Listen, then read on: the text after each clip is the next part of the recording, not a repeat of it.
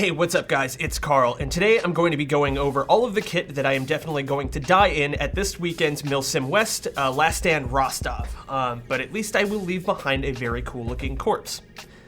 Just kidding. But it is going to be a pretty wild game in terms of weather.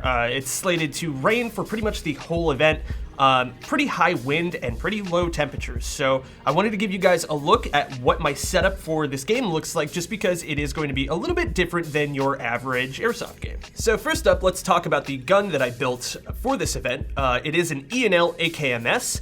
Those of you who are not familiar, the E&Ls have really awesome externals. They're close to an actual AK.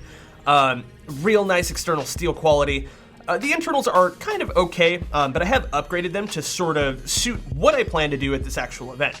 Now, those of you that have not been to the field, it's at Hill 559, which is really nice, beautiful rolling hills. And even though it is really open, the terrain allows you to effectively maneuver sort of squad-sized elements if you're using the defilade correctly. It makes it really easy to close a lot of open ground, whereas most airsofters will kind of, stand at maybe 80, 100 feet and plink at each other. I have sort of built this to have a higher rate of fire than you'd expect for an open field type game. And it's because I do intend to take my squad and get up close using those terrain features. So I haven't done anything super duper crazy to the internals on this guy, aside from slapping a new Classic Army MAX'd M1 high-speed motor in it. And with that addition alone, the rate of fire on this thing with an 11.1 is pretty wild. I'm actually kind of concerned because at Milsim West games you are issued BBs and you gotta wait for a resupply if you run out. So this thing is sort of pushing where I would be comfortable in terms of rate of fire, just based on how much ammo I'm actually going to be able to carry. But like I said, this is going to work really well for the type of maneuvers I want to pull off at this game, which entail getting really close up using those terrain features. And instead of having something that's incredibly accurate and able to punch out from, 150, 200 feet, I want to close and just kind of saturate the area with fire, which you guys are going to see when we demonstrate it.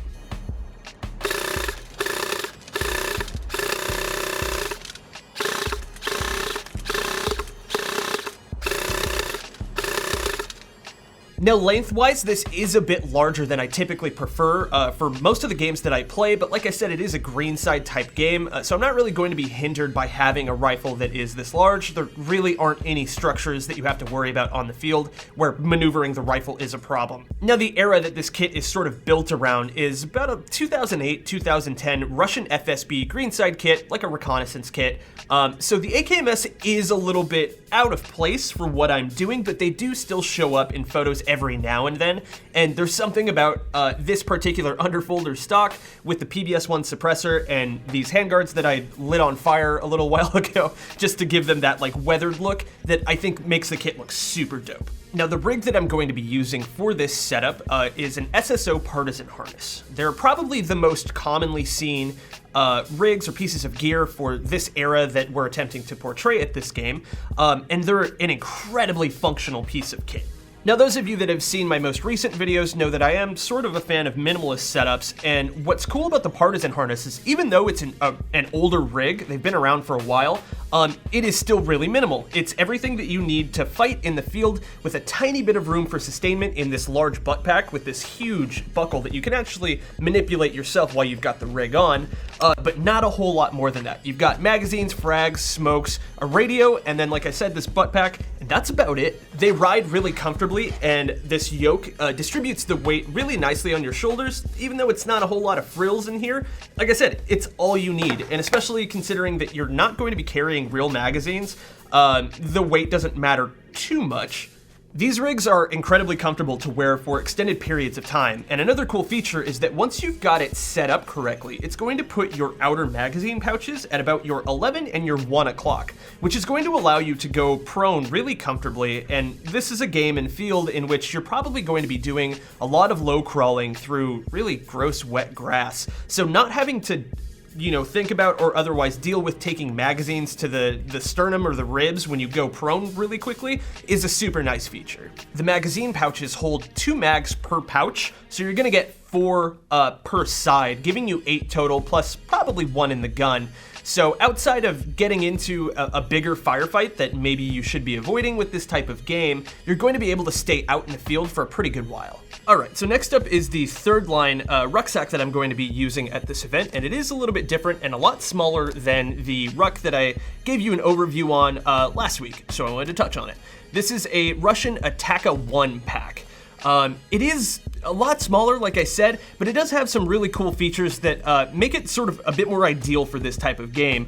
I don't know if you guys are going to be able to see this, but it actually has a zipper right here on the bottom with an internal divider so that you can stash all of your primary sleep equipment in the bottom and not have to worry about having to dump out the entire ruck to get to your sleep gear. So you just unzip this. I've actually got my sleeping bag and one of the tarps that I'm bringing to the game down in the bottom here, and then the rest up is just going to be full of all of my clothes and other sustainment items. So as you can see, I've got pretty much all of the items that I showed off last week in my sleep gear setup still in this ruck. This is my sleeping pad right here. I've got my bivvy up on the top. A new addition that came in between this week's video and last is this Jurven Felduken, and I'm probably not saying that correctly. It is a Norwegian sort of synthetic all-around outdoor bag. It's kind of a cross between a bivvy, a sleeping bag, and a poncho. They're really cool. They're actually issued to the Norwegian military. Won't be wearing it in-game, pretty much just for my sleep setup, but you can wear these things anecdotally in like negative 15 degrees Celsius, and they're supposed to be totally warm inside. So I'm going to be giving that a try at the game this weekend, and hopefully it works. So aside from all of the major components that I have lashed to the outside, the Ataka does feature these 3 large utility pouches sort of in a half circle around the ruck itself. So my setup right now, I've got a Nalgene in here, I've got all of my like hats, beanies, gloves are in the center one, and over on the right side is going to be all of my electronics that are in a waterproof bag, because like I said, it is going to be raining a lot this weekend. So all of my lipos, my headlamp, and my spare batteries for all of the small electronic stuff is going to be over here in this right side. Up top, I've got all of my sort of field sustainment, heat gear, snivel gear type stuff, spare underwear, spare socks, spare waterproof socks, which is a cool thing that I'm going to be trying out this weekend. And just to sort of top it all off and make sure that if I set my ruck down and maybe a piece of shelter fails and it does get rained on, I do have this rainfly. It's essentially an elastic cover that'll go over the top of the ruck, and that's going to keep all of my really important items, which are kind of stacked up near the top of the ruck here, that should keep them dry, which, like I said, is going to be crucial at this event. Alright, I know this next segment isn't going to be super duper interesting for everybody, but I did just want to touch on the actual different layers that are going to be probably necessary at this game. Over here, nothing too crazy, just Patagonia polypropylene base layers. These are a warming base layer that I'm probably going to have on generally at night or in periods where we're not actively patrolling and I'm not really generating my own body heat. It is going to be very cold at this game, anywhere from lows in the 20s to highs in like the low 40s, so these are going to be crucial. Up next is going to be sort of the base Russian uniform that I'll probably be wearing for most of the event. This is a birch sniper suit. These Russian sniper suits are really great. They're really baggy. They are made of cotton though, so you don't generally want to be wearing this in the rain. You'll soak up real quick, and that's not going to be fun. If we decide to go patrol out in the actual storm, which we inevitably will, I've got this Russian membrane suit. Now, what's interesting about this is that this, you probably recognize the pattern as British DPM. The Russians sort of have a habit of just taking other nations' patterns and then making them in their own uniform cuts. So this is a Gore-Tex layer that I would wear over the sniper suit, and this is going to be water repellent and keep me dry when we're actually out in the field. Now onto the boots. I've got a sort of high pair of Salomon Gore-Tex boots here. Keeping feet dry is absolutely crucial at these longer events. This, plus paired with the waterproof socks that I got, and these Black Diamond gaiters, which essentially hook under the boot and come all the way up to the knee, is going to make patrolling through the taller grass at this AO, which is going to have a lot of moisture in it, should be no problem. Alright guys, that's going to do it for me this week on GITV. It seemed like the reception to the sort of more detailed videos that I've been doing, and when I asked you guys last week about it, reception seems pretty positive. So I'm going to keep doing this style of video where I give you maybe a little bit more information than you want, or a little bit more than is generally out there, just to show you what my setups look like, because planning for events like these, especially if you're not really familiar with everything that goes into them, can be a bit daunting. So I wanted to give you basically my breakdown and thought process on how I'm going to go out there and be prepared and sustain myself in this environment for a full 40 hours. Hopefully you guys like the content. If you did, let me know, and I'll keep this style of video up. If you don't, yell at me. I don't care. Wish me luck. I hope I make it back, and hopefully I'll have some cool footage for you guys, and I'll see you next time.